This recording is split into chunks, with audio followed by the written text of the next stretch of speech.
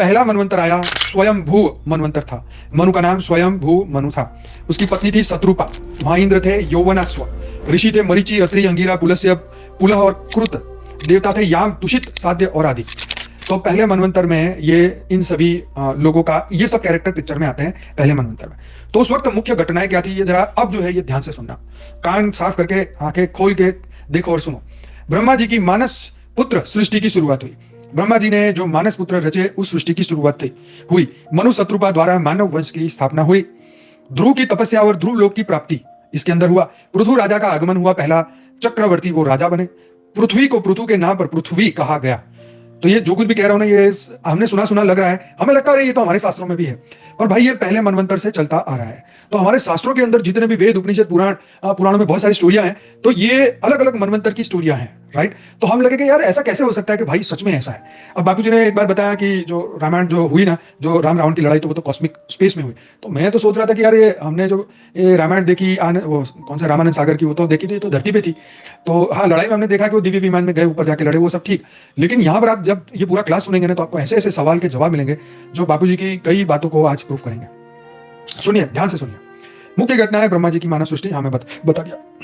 बापू जी की दृष्टि से यह समय अत्यंत सत्वगुण प्रधान था, क्योंकि तो पहला मनवंतर था ना। जो आत्माएं रची गई, बनी गई, तो वो पावरफुल आत्माएं थी।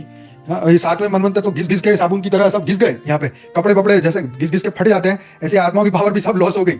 6 मनवंतर में ऐसा धोया, 7वीं तक आते आते हवा निकल गई सबकी।